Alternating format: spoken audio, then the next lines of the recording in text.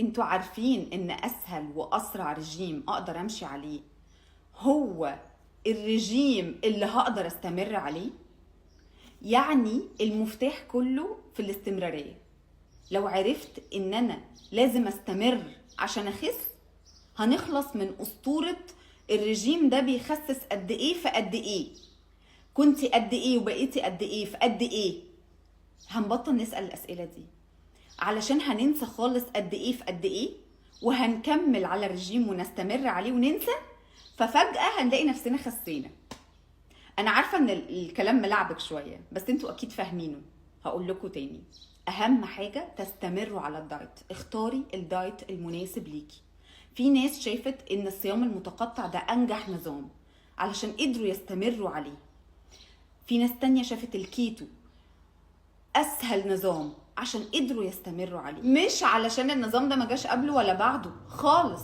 كل القصة وكل الحكاية ان هم قدروا يستمروا عليه، فبالتالي شافوا النتيجة بعد شهر، شهر ونص، شهرين، شافوا نتيجة محترمة ونزلوا نزلة محترمة. لكن اي نظام همشي عليه اسبوع او 3 4 ايام وارجع اقول انا حرقي ضعيف، انا ما بخسش، انا بدوخ، انا مش بقدر على الدايت، يبقى ده دايت غير مناسب لحضرتك تماما، لشكل حياتك، لشكل يومك، لنومك، لصحيانك. انت بتصحي امتى، بتنامي امتى، بتشتغلي ما بتشتغليش.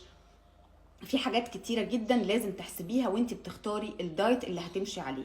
فالمفتاح كله في ان هو الدايت اللي هقدر استمر عليه لفترة طويلة ويكون ماشي مع شكل حياتي. لازم ان الدايت هو اللي يتفضل ويجي كده وينورنا، يمشي على شكل حياتي انا، مش هو اللي هيمشيني، انا اللي همشيه. يعني اولا خلوني اقول لكم حاجة مهمة جدا. انتوا عارفين ان انتوا لو بتاكلوا زي ما انتوا بتاكلوا كده عادي خالص، كل الغلط اللي احنا بنعمله ده، ومجرد ان انتوا مشيتوا ساعة يوميا رياضة المشي، هتخسوا ولا لا؟ اكيد كلنا عارفين دي. فليه هنخس؟ عشان هنفقد سعرات. تمام.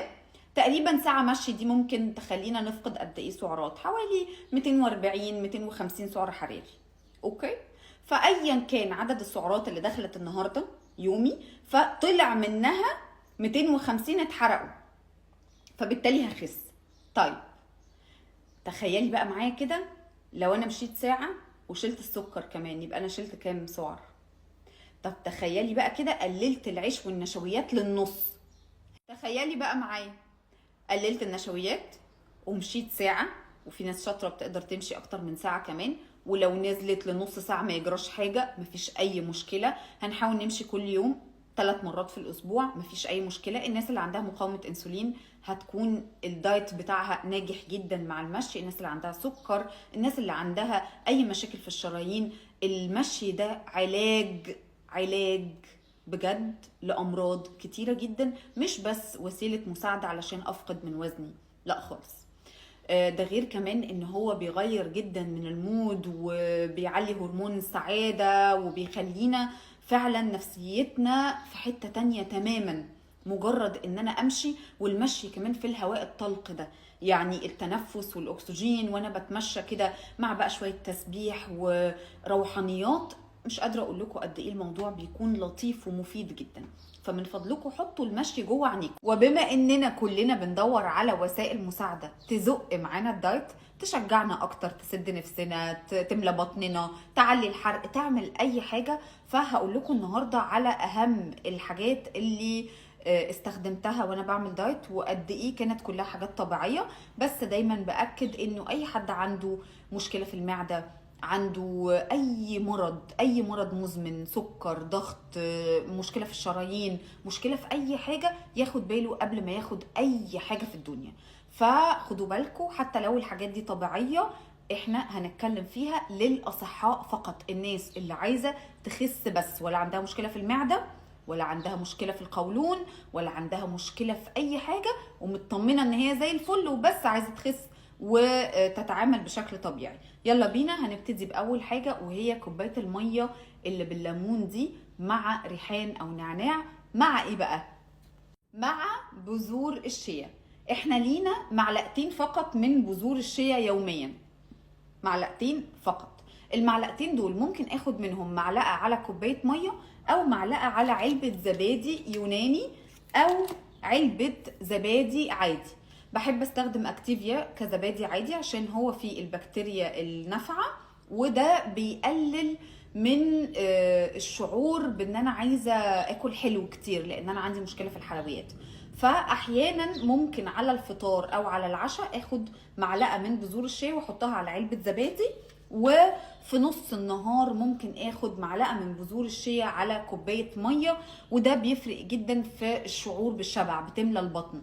فاي حد جعان بالليل او بيصحى جعان او في نص النهار بيبقى جعان، بتفرق معاه جدا وليها فوائد عظيمه.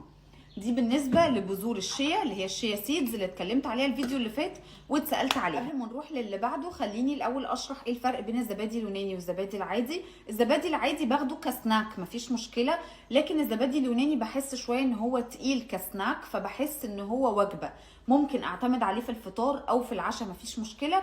وبختاره على اساس نسبه الدهون، يعني بجيب اقل نسبه دسم، وهو ده اللي انا بستخدمه على طول.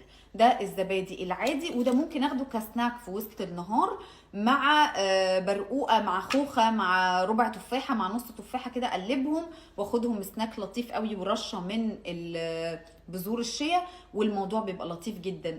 سناك مفيش اي مشكله فيه. ده بالنسبه للزبادي. الزبادي اليوناني اتقل وبيشبع اكتر، هاي بروتين والبروتين فيه اعلى، فلطيف قوي، لكن هو مشبع قوي بيلكم. شاي الماتشا. شاي الماتشا ليه فوائد كتيره جدا، وده النوع اللي انا بستخدمه بتاع دكتور نورهان انديل. تقدروا تدخلوا على صفحتها دكتور بيبي علشان تعرفوا بيتباع فين وتطلبوا الاوردر ازاي وكل حاجه. ده نوع بالحبهان وبالزعفران اسمه مسالا، وده النوع الساده اللي ما فيهوش اي اضافات.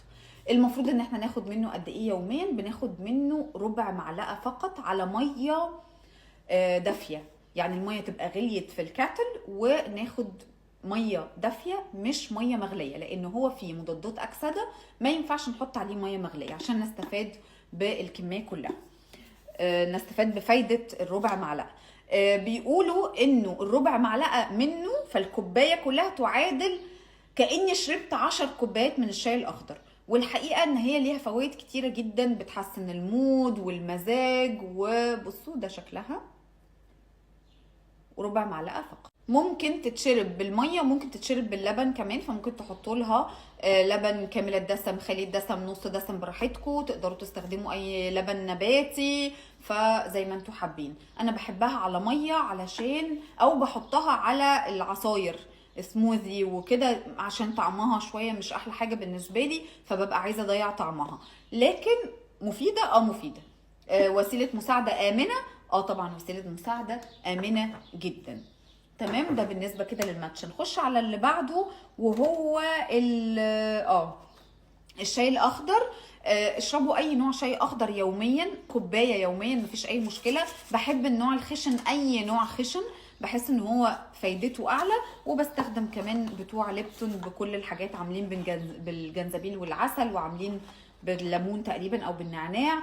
فاي شاي اخضر يوميا ممتاز، كوبايه واحده بعد الغداء. خل التفاح. خل التفاح اللي انا بستخدمه هو اللي انتوا شايفينه ده، بيبقى معكر شويه، وده خل تفاح عضوي يحتوي بقى على خمائر وبكتيريا. يعني الدراسات قالت ان مفيش فرق في الفوائد ما بين خل التفاح العضوي والغير عضوي، اللي هو المتسخن واللي مش متسخن، فالاتنين في الفوائد واحد. انا اخترت العضوي، قلت يمكن يكون اهدى شويه واخف شويه، مش حامي على المعده، وفي نفس الوقت لانه انا بضيف قطرات بسيطه جدا، حوالي نص معلقه على كوبايه الميه، ومش يوميا. وناخد بالنا من كلمه مش يوميا دي، لانه على المعده ممكن يعمل قرحات او يتسبب في التهابات، ولو اي حد عنده مشكله في المعده برضو هيبقى بيلهب له معدته اكتر، فلازم تاخدوا بالكم من النقطه دي. لكن ضفت بعض القطرات كده على كوبايه الميه الصبح 3 ايام في الاسبوع فقط، مش كل يوم، يوم ويوم لا، يوم ويوم لا. فاعتقد ان هو من وسائل المساعده الامنه، سواء بيعلي الحرق او مفيد للبشره، مفيد للناس اللي عندها مقاومه انسولين، نسبه السكر في الدم. فاتمنى ان انتوا برضو اي حد يقول لكم اي معلومه تروحوا على جوجل وتقروا اكتر من مقال علشان تعرفوا الحاجة دي ممكن تبقى بتضركم ولا بتنفعكم، تمشي معاكم ولا لأ. فاحنا مش كلنا زي بعض، بس هو من وسائل المساعدة اللطيفة والظريفة، وتقدروا تستخدموا اي نوع، بس خدوا بالكم من الكمية، ما تستخدموش كمية كبيرة برضو يومين عشان معدتكم. في برضو مشروب تاني هو مشروب المورينجا. المورينجا هتلاقوها بتتباع احيانا خضرة، ما بلاقيهاش كتير، بس احيانا في السوبر ماركت في الكبيرة، سعودي، هايبر وان او كده، ممكن نلاقيها بتتباع خضرة في وسط الجرجير وكده، ومكتوب عليها مورينجا. او هتلاقوها عند العطارين بتتباع في شكل باودر كده، برضو مفيدة قوي، بس طعمها مش احسن حاجة، شبه طعم الماتشا كده، مديه على حنة شوية، طعمها غريب شوية. اللي بعده هو القهوة الخضراء، ودايما بنصح بيها، اي نوع موجود اشربوا منها، مفيدة جدا، تريح المعدة وبتحسن الهضم وبتعلي الحرق، ممتازة. عندنا كمان ومش هنقدر ننساه الكرفس يا جماعة، الكرفس الفرنساوي اهو، انا بس دول اخر عودين عندي في التلاجة، ده الكرفس الفرنساوي، بنضربه بمية وتلج وشوية ليمون، ممتازين. عندي كمان كوبايه الميه من غير اي اضافات، هي اهم حاجه واحسن حاجه. خلي دايما جنبك ازازه ميه، في شنطتك ازازه ميه عشان ما تعجزيش بسرعه، علشان بشرتك وشعرك وضوافرك، عشان اجهزه الجسم كلها محتاجه ميه عشان تشتغل بكفاءه كويسه، وعلشان ده الديتوكس الطبيعي اللي جسمنا محتاجه. كده خلصنا النهارده، واستنوني في فيديو جديد، واي سؤال سيبوهولي في الكومنتس، واذا عجبكم الفيديو بليز اعملوا له شير. باي باي.